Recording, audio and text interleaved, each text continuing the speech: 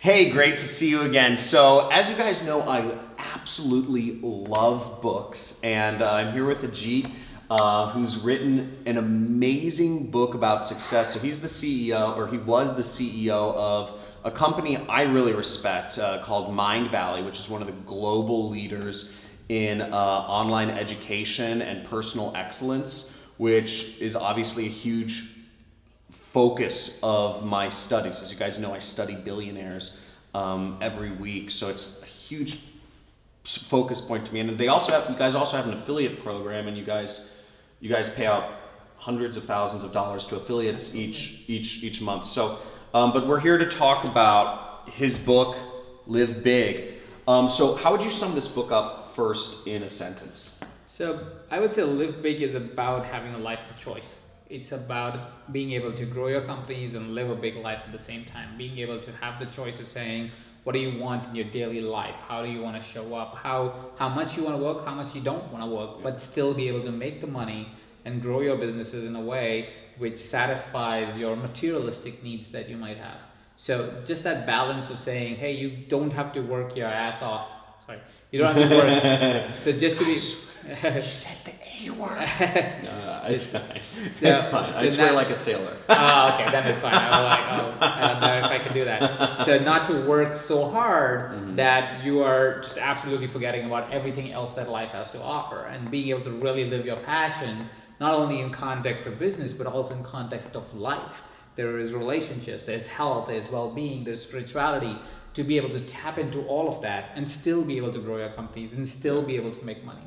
So you've affected, you've built businesses, you've built other people's businesses, you manage 250 employees at Mind Valley, like a lot of big accomplishments. You're doing like really sick things. I've seen all your stuff on the internet and whatnot. Thank you. But what would you say are like the biggest mistakes people make? Because a lot of the people, a lot of you out there are just starting businesses. And what would you say are a lot of the mistakes that people make in just getting started with their business? So there are a couple of things that happen usually, but the one thing that I've seen most consistent is people focus way too much effort towards marketing and way too little focus on the product. People think that it's, oh, my business is not working because I don't have the marketing strategy, or I don't have the marketing engine, or I don't have the marketing gimmick that's the latest gimmick that is out there. I don't have the viral video, I don't have the Facebook ad. Not true. A business works because you have a great product. And yes, marketing is important. There's no way I'm saying discount marketing, but it's easy to write marketing for a great product. It's very hard to write marketing for a really bad product. You got a great product, marketing will write itself. And you don't have to be a genius copywriter to sell water when somebody's thirsty.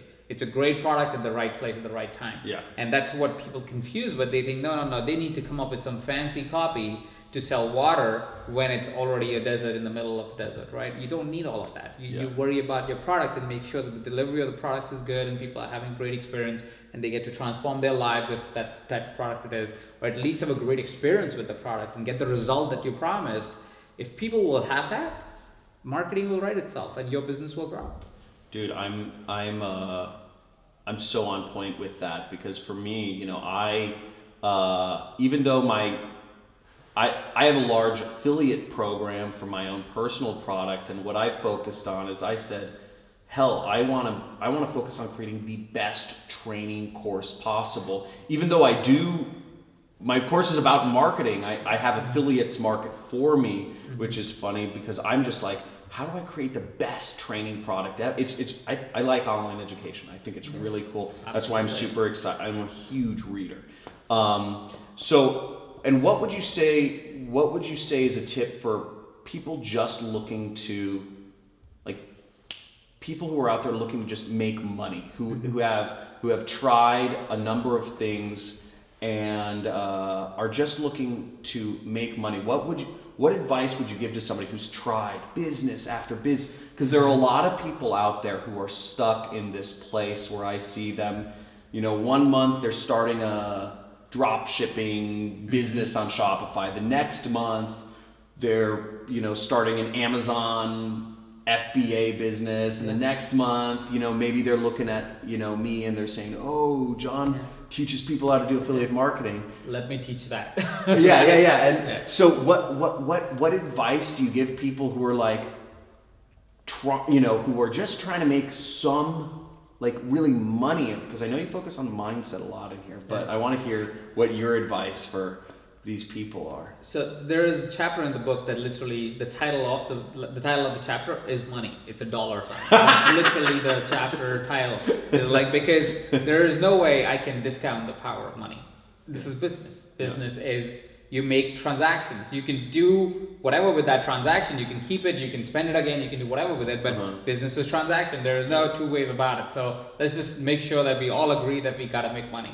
And we gotta make money for ourselves and our families as much as we gotta make money to be able to run the business and make more money in the business and to be able to grow it and to change the world or whatever that is your intention. Right? But here's the thing that happens with opportunity seekers versus business builders or entrepreneurs. Opportunity seekers look at somebody else and say, how can I have that? Right? Business builders or entrepreneurs look at what is inside me that will help me create whatever I want to create. Right? It's the outside in or the inside out approach. Can you say that thing again? It's the outside in or the inside out approach. So opportunity seekers look at others and they say, how can I have that? That looks cool, but that means they're continually chasing, because there's always going to be somebody. There's gonna be a Ducati that pulls up, then there's gonna be a Lamborghini, then there's gonna be a yacht, then there's gonna be a private jet. Yeah, and that's the challenge with opportunity seekers. They'll always be looking at somebody else and hoping that they could have that. Whereas a real entrepreneur, a real business owner does the other way around. They go, what is it that I want to create? And whatever comes as the outcome of that, great, good on that too, right? So that's the difference between. So the people that we're talking about who are always looking at something are opportunity seekers. They're not necessarily entrepreneurs. They're not necessarily business owners. They're not necessarily looking at creating an empire out of whatever they're doing. They're just trying to make a quick buck. And maybe they will make a quick buck, but mostly they'll be chasing all their life. So it's a bad thing to be an opportunity seeker? Well, it depends on if you want to chase all your life. If you want to chase, some people love to chase. It's like, they just love that idea of saying, hey, how can I make the next gimmick work? And that's fine. It's good on you if that's what you want. But if that's not what you're looking for, if you're really wanting to build a business, stop chasing the next gimmick. Build a business, right? So it's not a good or a bad thing. It's a choice that we make. So if the choice is, no, I really want to get out of this rut and build a business so I can fund my family and get the family home or fly to different places, travel the world, or get whatever that you need to get, or have experiences that you want to have, or invest in my personal growth, whatever that is, if that's the intention, work from a place of creation. Don't work from a place of the next gimmick and the next gimmick and the next gimmick. Because gimmicks will only get you the quick buck today. I hear you on that. And I remember when I was young and I got into affiliate marketing, this was like at the end of college. Frankly, all I wanted, I was like, none of my friends are making money. Everybody, we're drinking, smoking, whatever. We think we're cool, but I just wanted to make some money. So I was just like, I just want to make some money. And I remember, I chased a few gimmicks. But the thing is, like, when I made that first $500, I made $500 selling some stuff on eBay. It was I won't go into the kind of things I was doing, but basically, I made like 500. I remember I was like, oh my gosh, this is more money than I make. It took me 1 hour of work, and it cost me. I'm only making $400 a week. I was making $400 a month from one of my side jobs. I was like, this is more than I'm making. Yeah. I was like, I took 2 hours. Like, that's $200 an hour. How do I? This is crazy. But it showed me that it's real. Like, the thing is, and at that point when I was like 19 or whatever, just making a few $100s, it was like, everything.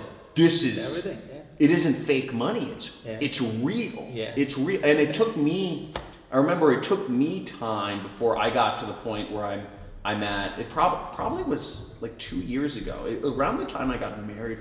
Funnily enough, where I was like, I want to really create a longevity business where like I add massive value to the world. I don't want to just be a trader. I don't want to just be a arbitrary. I want to add. How do I do this better than everybody else? Not just the top 1%. Better than everybody. That's where I'm at now, and my business is bigger than ever, which is cool. So I understand, and it's actually way more fulfilling. But those first dollars were so freaking key. I don't think I'd be here if I never had made that first 500. Absolutely, and you start somewhere. Yeah. You gotta start somewhere. I started with my own bet in India, and I started as an intern when I said I need to learn how to even do online business, right? You gotta learn somewhere, and when you're learning, you're just failing. That's basically what you're doing. You're just seeing, what do I fail less at, and let me do more of that, right? For you, it was affiliate marketing. You're like, oh, I'm just not bombing as much as I'm bombing everywhere else. Let me just double down on this. And then you found your drive and passion towards it to be able to say, how can I create the best damn product that everybody wants to promote, right? And create marketing around that really good product, right? So it all comes together eventually. You start somewhere. How'd you get your, tell me about what, you said you were an intern in India. What's that story? I grew up in India in a household of 23 other people. So we had like 23 brothers and sisters, or cousins and extended family, and everybody's family. It was a big, Indian families are big. Is family important to you now? Do you have wife? In the middle, I didn't. Now it's important. I'm now married, and I have a young one, only 8 weeks old, so it's young. Congratulations! Yeah, thank you. Awesome. Thank you. It's so joyous.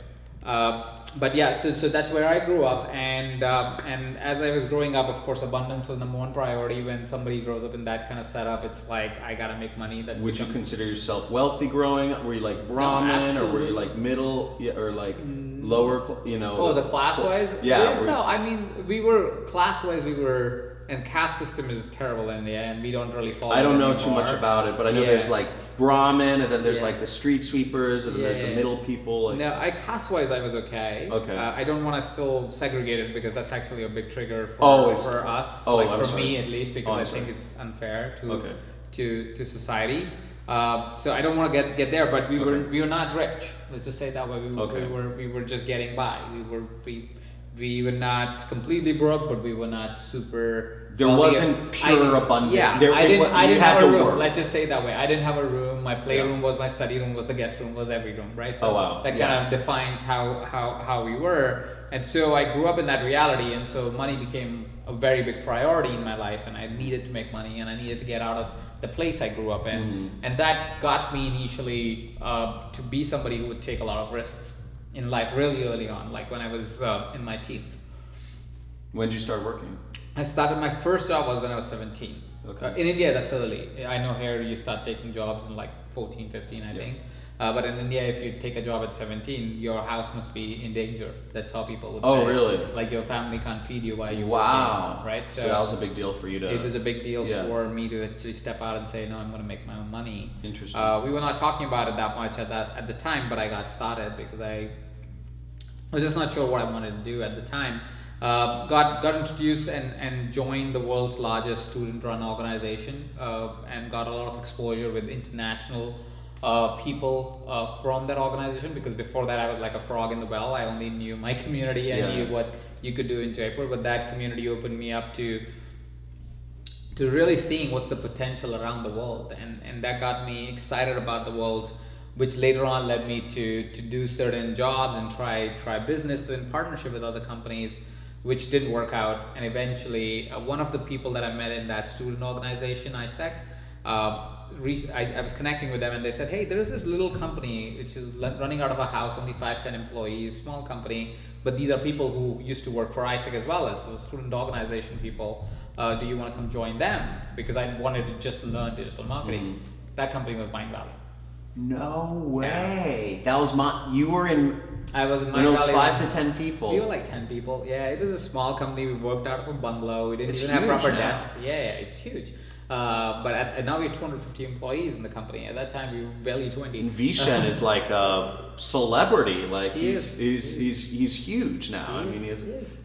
Oh, and wow. He's amazing. He's an amazing dude. So he definitely is is one of the pioneers of a lot of change in personal excellence and personal development for sure. So anyway, so that's kind of got me started in Mind Valley, and those were my first years. And when you started in Mind Valley, you're just like, I was a kid. I was 24 years old.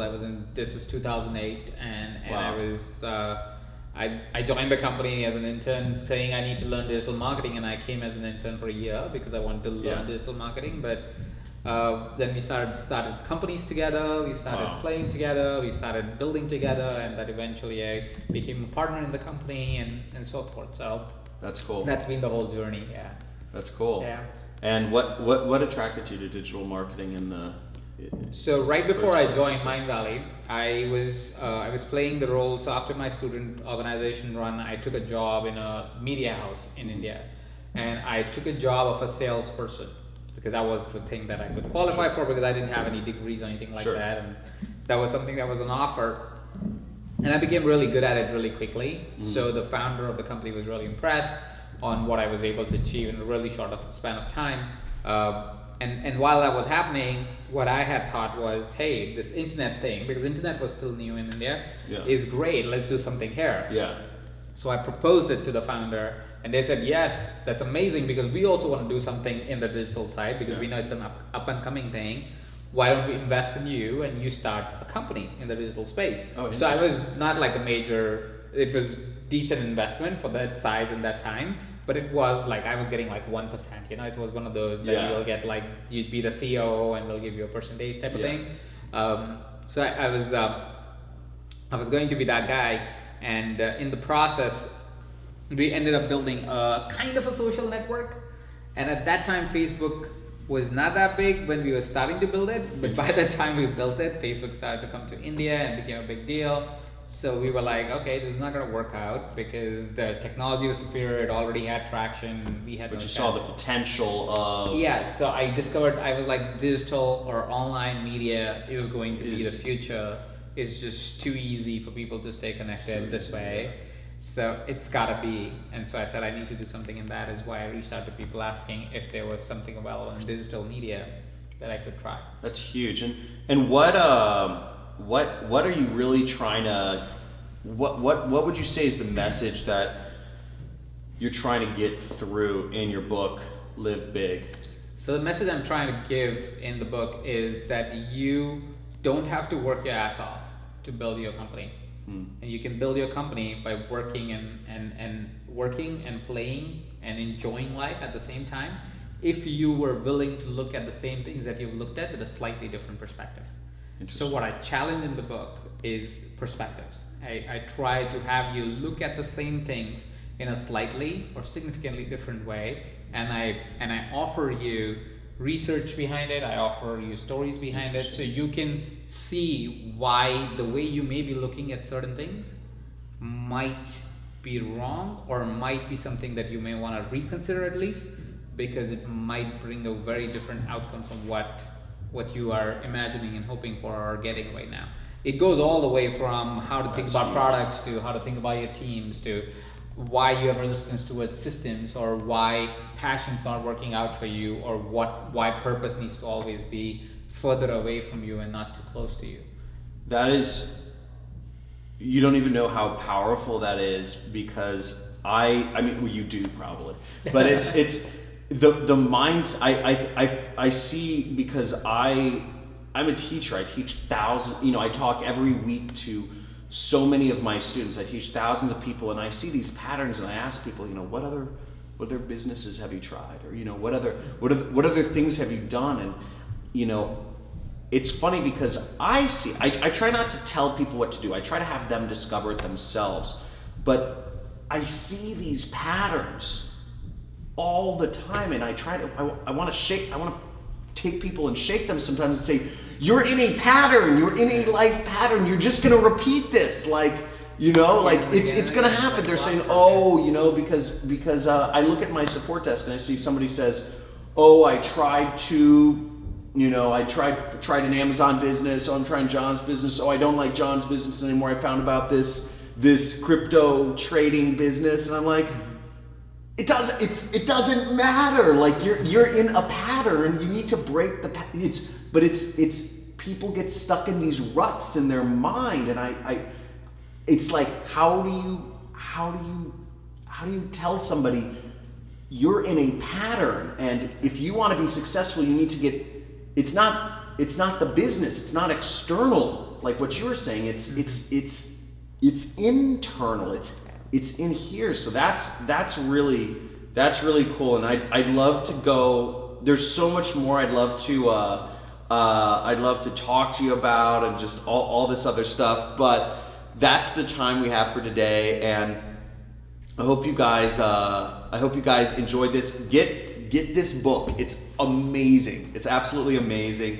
And if you're starting a business, if you run a business and you're looking to think bigger, I mean, yeah, thank you so much for being here. Thank you so much for being here. So any final words?